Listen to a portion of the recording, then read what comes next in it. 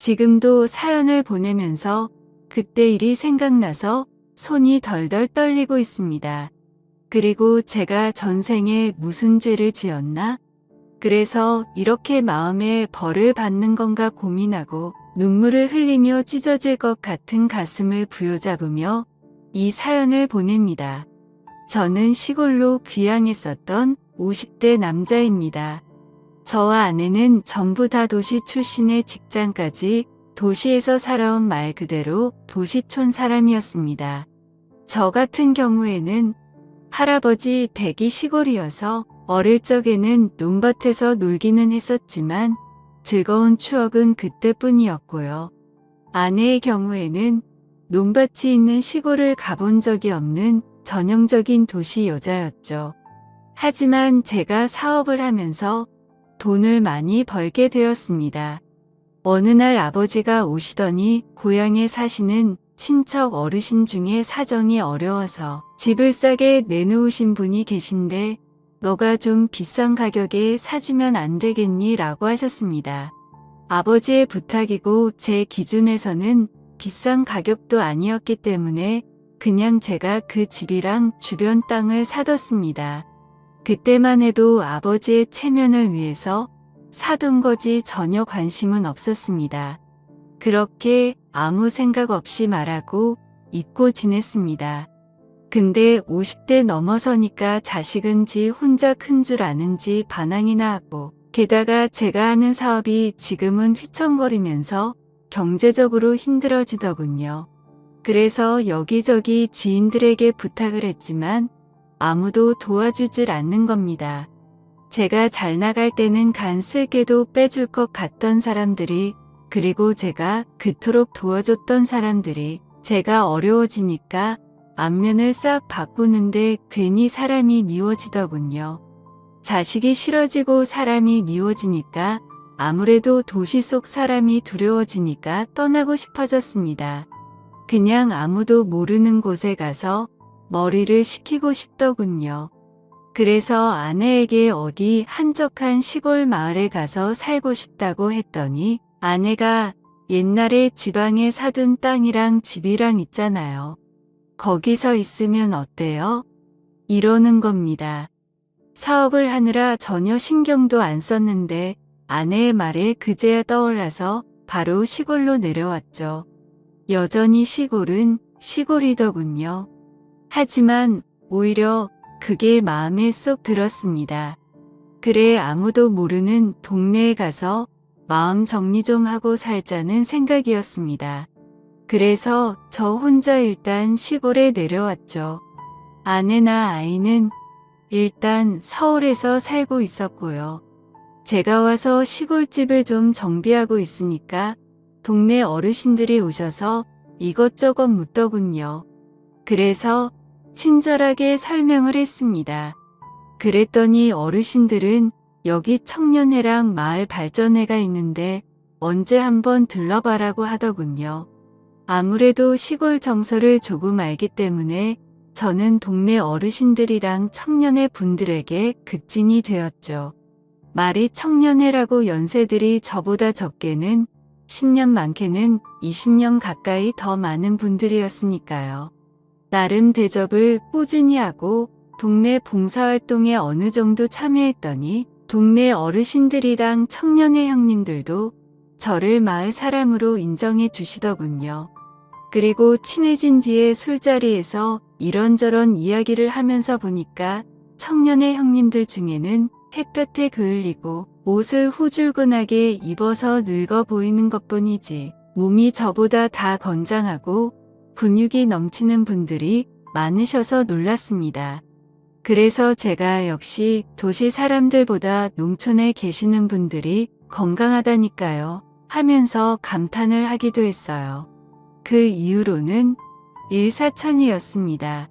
마을 사람으로 받아주니까 저를 도와서 마당을 꾸며주는 형님도 계셨고 전기부터 전화까지 아름답게 소개를 시켜주셔서 생활에 불편함 없이 해주는 형님도 계셨습니다.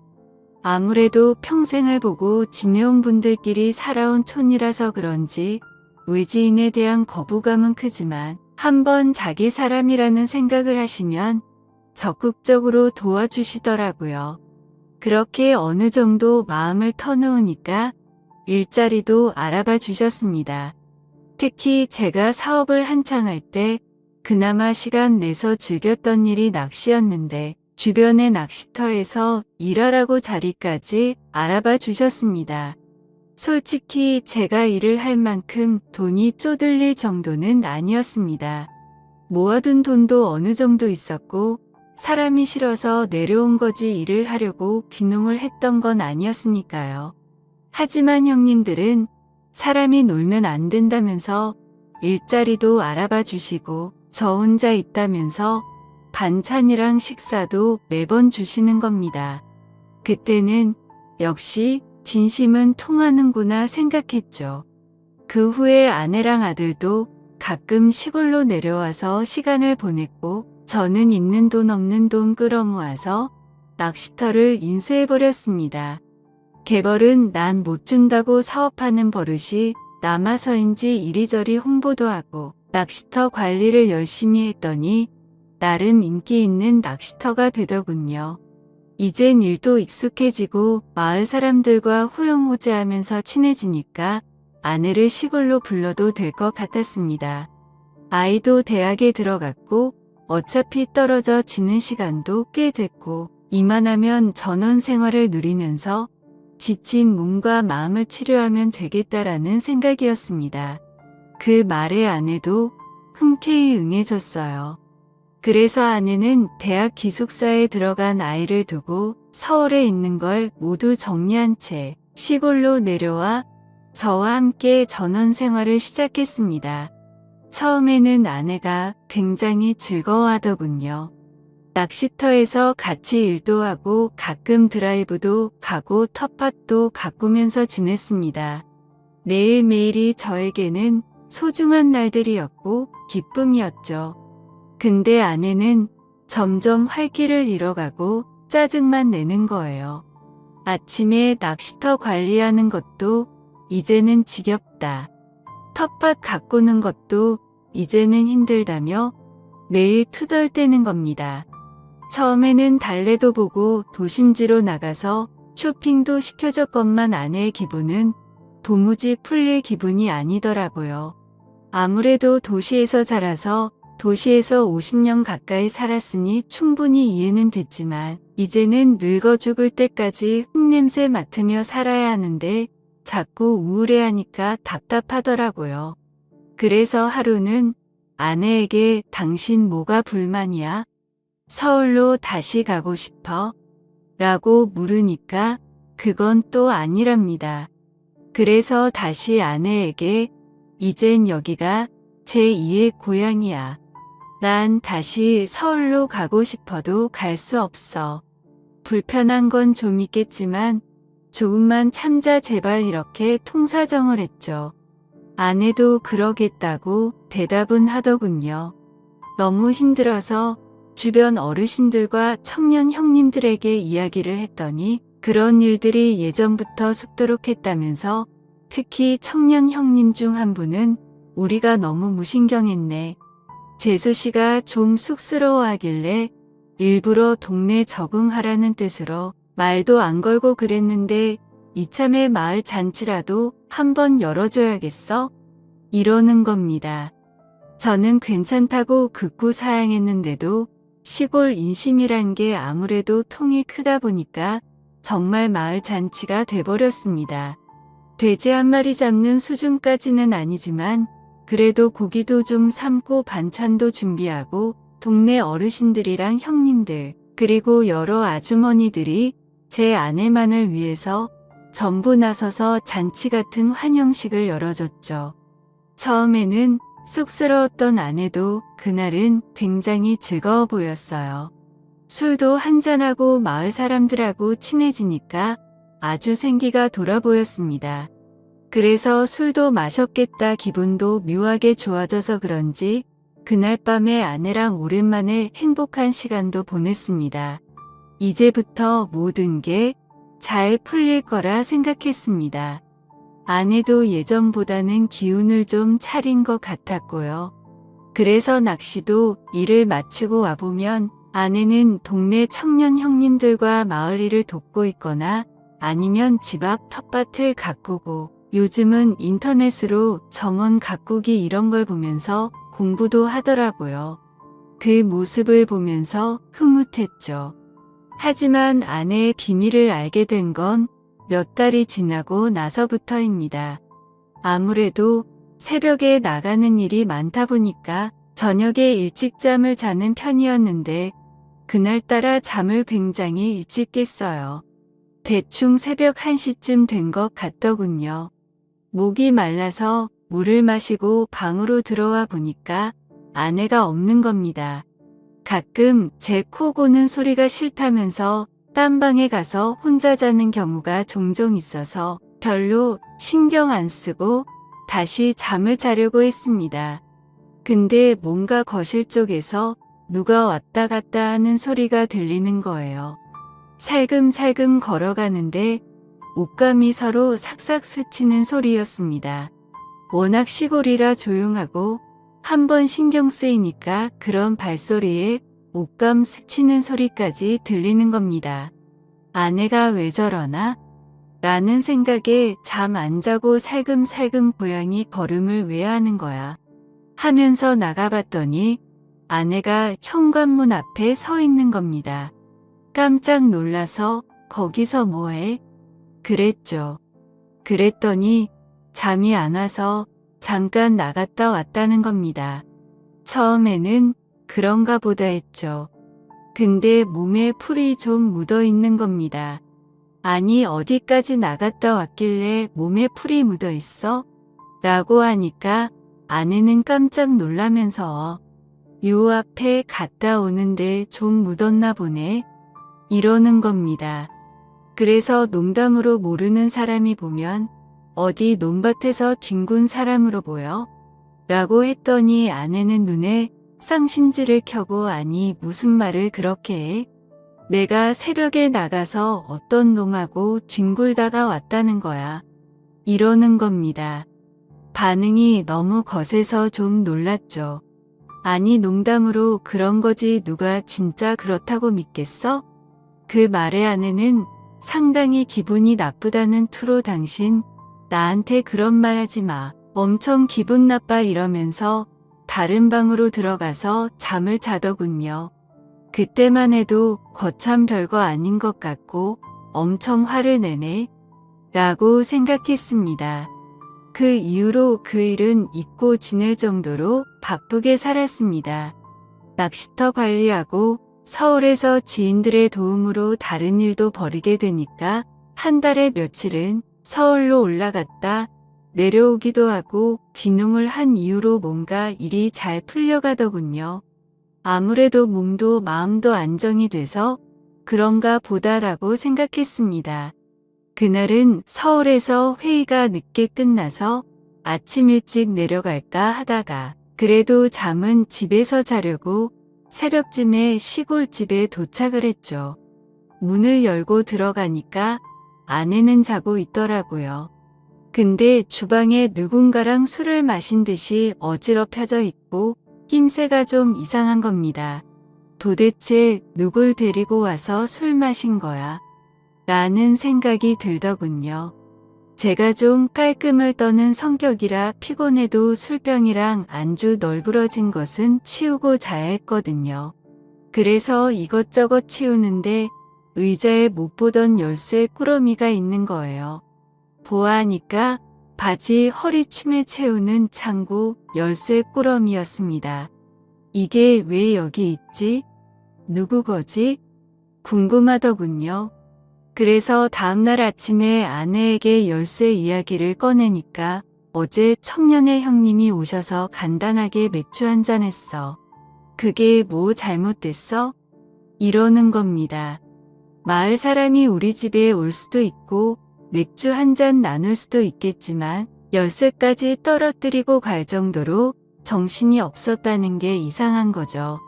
농사일을 해보신 분들은 알지만 농사와 관련된 열쇠나 농기구들은 기가 막히게 챙기거든요. 그래서 열쇠 꾸러미를 들고 청년의 형님 집으로 가고 있는데 동네 할머니 한 분이 오시더니 요즘 한 사람 소문 안 좋아 이러는 겁니다. 그래서 제가 무슨 말씀이시냐고 자꾸 여쭤보니까 동네 남자들하고 그렇고 그런 사이라는 소문이 있어.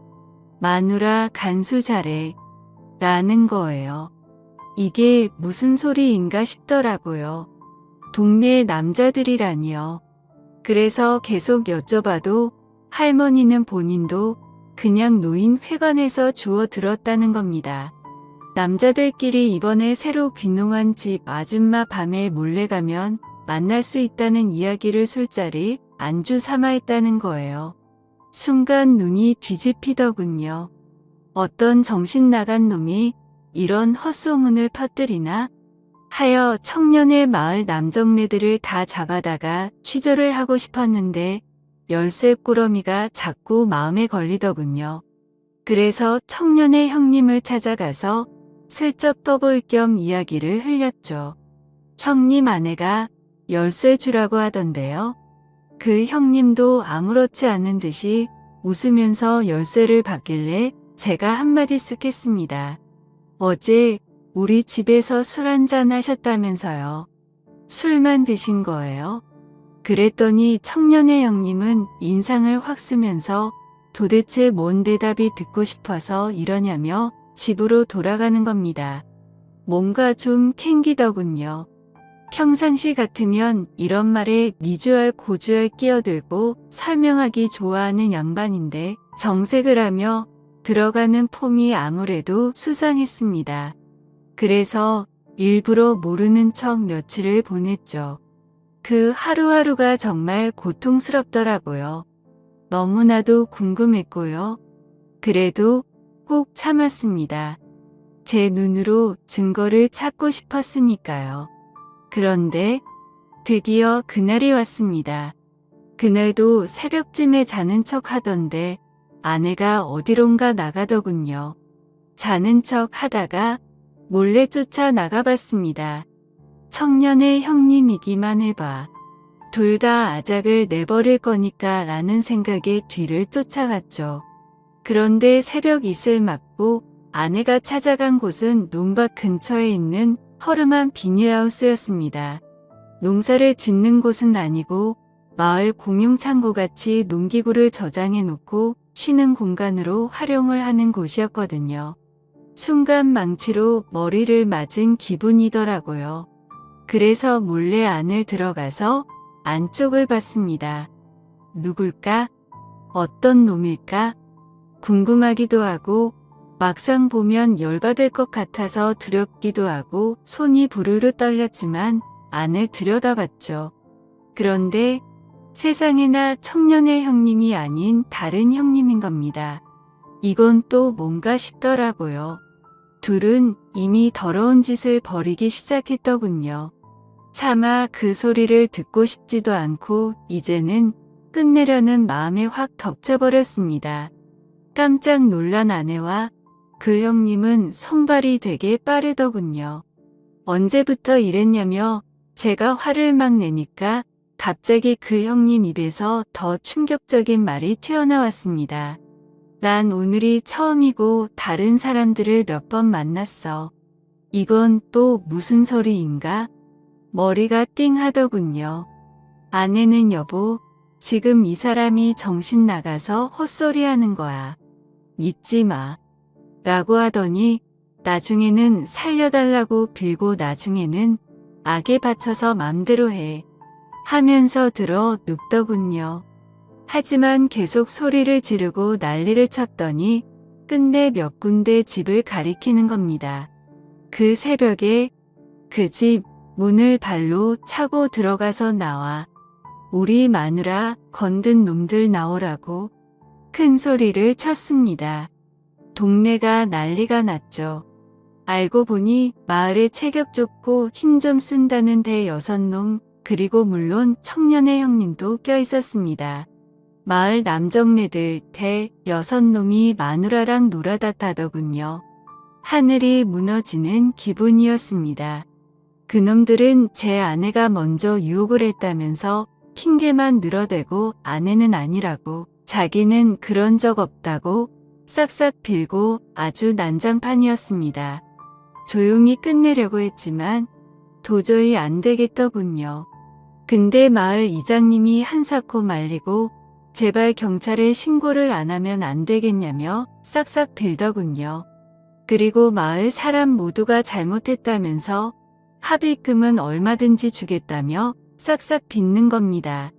확인을 해보니 무슨 대가성으로 주고 판 것도 아니고 아내가 자발적으로 나섰던 터라 이걸 어떻게 처벌하기도 애매하더라고요.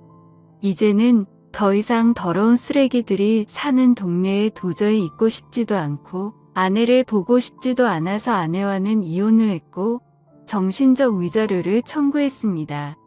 그리고 마을 청년의 놈이랑 몇몇 사람은 탈탈 털어서 꽤 많은 액수의 돈을 받아냈습니다. 어차피 법으로 제대로 엿먹일 수 없다면 돈이라도 왕창 뜯어낼 생각이었는데 촌사람들이 은근히 돈이 많더군요. 그 돈으로 지금은 서울에서 장사를 하고 있습니다. 정말 잘 먹고 잘 살고 있습니다만 마음 한구석은 정말 쓰리고 아픕니다. 동네 사람들은 지금도 이 일은 비밀로 쉬쉬하고 있다고 하더군요. 정말 파렴치한 아내와 시골 남자들을 생각하면 지금도 피가 거꾸로 솟네요. 저의 긴 글을 읽어주셔서 감사합니다.